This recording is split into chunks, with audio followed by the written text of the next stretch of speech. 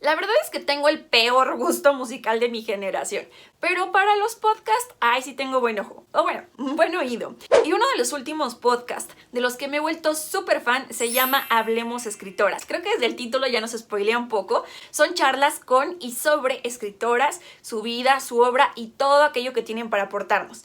Definitivamente mi capítulo favorito hasta el momento es el dedicado a Abril Castillo, una escritora mexicana muy joven que desde muy chiquita se dedicó al dibujo, a la pintura, que tiene una enorme expresión plástica. Pero resulta que Abril estudió letras y tiene muchísimo talento para la escritura creativa.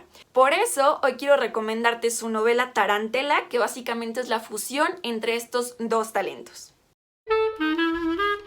Pienso que antes que todo es muy importante aclarar qué es esto de tarantela, porque suena bien bonito, pero quién sabe qué significa. Bueno, resulta que hace mucho tiempo en Italia se creía que las tarántulas tenían veneno y si te mordían te enfermabas de tarantismo, que era una enfermedad bien rara que te hacía volverte medio loco. La única forma de librarte de esta enfermedad y de sacar el veneno de tu cuerpo era hacer movimientos bien extraños y violentos con todo el cuerpo. Y como muchas creencias populares a lo largo de la historia, esto se convirtió en parte de la cultura. Entonces de ahí surge un baile que se llama tarantela y más adelante también crean un ritmo musical con el mismo nombre.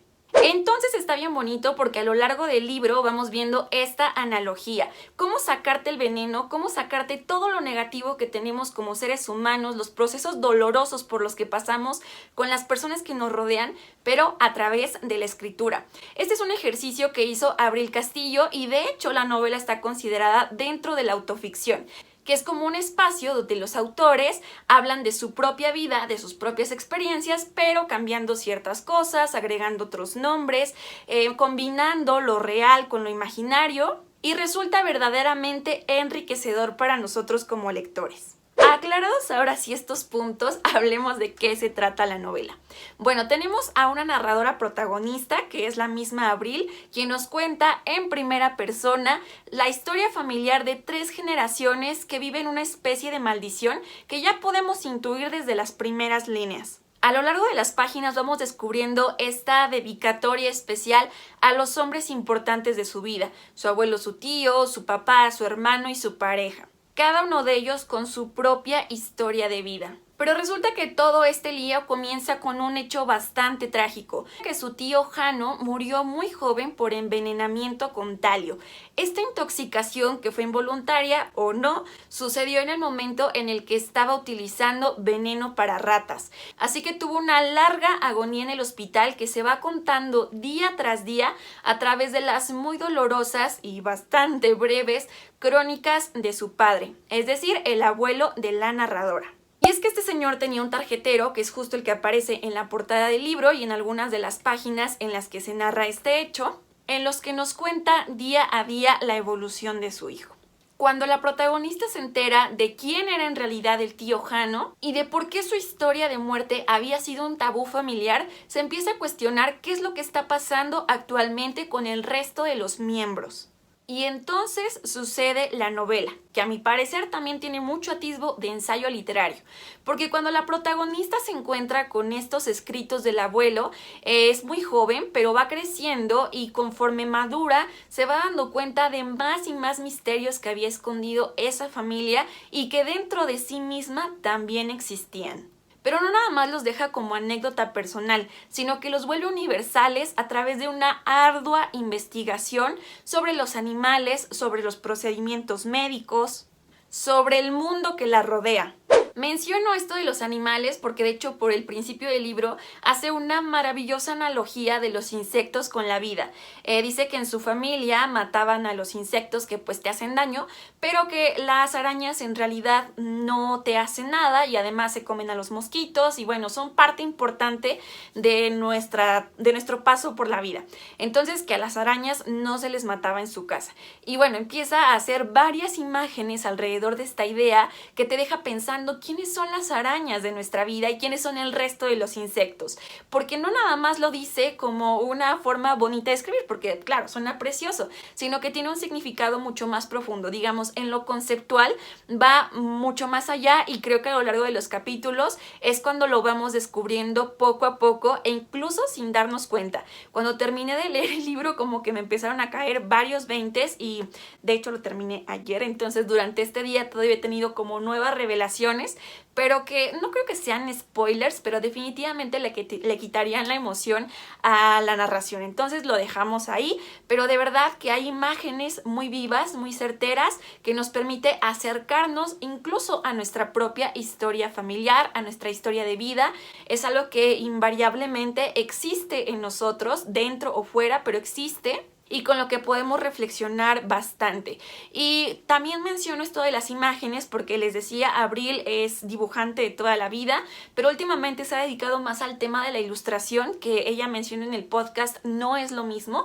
Tiene esta habilidad también para escribir imágenes, para a través de los adjetivos, a través de los mismos sustantivos, darnos como ciertos paisajes o ciertas ideas que nuestra mente poco a poco va creando como en una especie de mosaico. Ya acercándonos un poquito más hacia la mitad del libro, me encuentro también con una imagen muy afortunada en la que nos habla de su hermano y del acercamiento que tiene con él, y le dice tal cual: tú eres mi tarantela, porque es platicar contigo y estar contigo y compartir mi vida es lo que me permite sobrevivir en esta vida tan loca, ¿no? Entonces creo que todos tenemos una tarantela, una razón para vivir, una forma de liberarnos, una catarsis, y descubrirlo junto con esta lectura maravillosa creo que es una gran idea. Desde el lado un poco más académico, por decirlo así, también los textos me parecieron extraordinarios porque son textos redondos. Comenzamos leyendo un capítulo sobre todo con el tema de los chistes. Abril, como yo, está obsesionada con los chistes.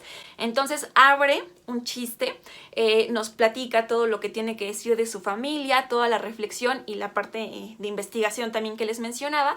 Y al final cierra otra vez con el chiste y con la enseñanza de que no nada más fueron palabras al azar, sino de que hay algo de trasfondo en él y que la risa no es involuntaria por algo tonto, sino porque se acerca a nuestra forma de pensar como seres humanos, porque obviamente somos todos muy distintos, pero nos acercamos sí o sí a nuestra naturaleza. De hecho, cada capítulo tiene esta cualidad de ser redondo y luego me di cuenta de que en realidad todos los capítulos forman también un libro redondo. Empieza donde termina, es decir, si leyéramos el último capítulo y nos pasáramos al primero, parecería que la novela sigue su curso natural. Desde el lado estético, bueno, está esta parte de las imágenes que ya decíamos, pero también creo que hay una enorme calidad en cuanto al uso de las figuras retóricas, por ejemplo, sobre todo de las comparaciones, de las metáforas, las repeticiones, que son un recurso que utiliza una vez tras otra y que lejos de parecer chocante se agradece. Suena incluso melódico, lo cual lo convierte en un lenguaje muy poético. Para quien le guste la prosa poética, creo que es una gran opción. Y me fascina que la voz narrativa no sea moralista, no te trate de enseñar nada, ni mucho menos decirte cómo actuar o pensar. Y es como estas amigas que muchas veces necesitamos y encontramos en los libros. Abril es una amiga, su voz es muy cercana. El hecho de compartir estas historias tan íntimas creo que nos hermana inmediatamente con ella. Y esos pequeños toques de humor y de risa cómplice son como un abrazo para el alma. Tarantela es un libro que nos presta las palabras que todos quisiéramos haber escrito, pero que necesitamos devolver con intereses porque tu mente no vuelve a ser la misma después de esta lectura. Bueno, después de cualquier lectura o de cualquier obra de arte, creo que la mente, el corazón, el alma nunca vuelven a ser los mismos. Por eso te invito a endeudarte con esta novela, vale muchísimo la pena. Hay momentos muy desgarradores, otros bastante divertidos. Es una muy buena mezcla de emociones y de hecho me llena de entusiasmo saber que es de los primeros textos publicados por Abril. No he tenido la oportunidad de leer algo más, pero si tú conoces alguna otra obra o algún libro en el que ella haya participado, ya sea con ilustración o con texto, pues me encantaría que nos lo recomendaras a todos aquí en los comentarios. Ya sabes que este es un espacio de diálogo, de charla, en el que nadie tiene razón, simplemente compartimos nuestras experiencias lectoras. Te agradezco el haber llegado al final de este video. Te voy a dejar aquí abajito en la descripción el link del podcast para que te suscribas, para que vayamos conociendo a nuevas escritoras, también el link de compra de este libro que está muy económico y por supuesto todas mis redes sociales para que estemos ahí en un contacto mucho más cercano.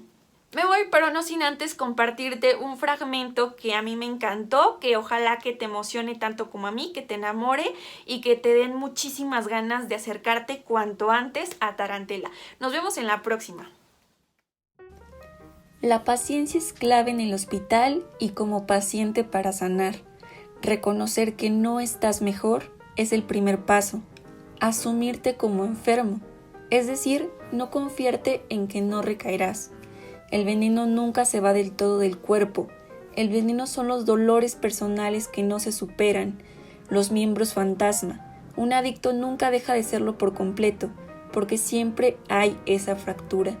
Nadie es un bebé otra vez, y hasta los bebés nacen traumados, y como no saben hablar, no pueden trabajarlo. El primer paso es saber que no puedes nunca ni siquiera darle una fumada de nuevo. Al principio no puedes ni estar en el mismo lugar que alguien fuma, y saldrás de noche y recaerás muchas veces, pero luego ya podrás estar al lado de alguien que fuma, y hay noches en que querrás volver a darle una fumada. Nunca le des una fumada, y soñarás que fumas y te sentirás culpable. Pero el chiste es que en la vida real nunca le des otra fumada. Los traumas no verbales solo pueden curarse con acciones no verbales, como el baile, veneno y antídoto. Oye, ¿te perdiste mi chiste del perro? Seguro es porque no te has suscrito al canal. Pica la ilustración del lado derecho de tu pantalla para hacerlo y quizá algún día te lo cuente. Del lado izquierdo también te dejo un video que seguro te va a gustar. ¡Besitos!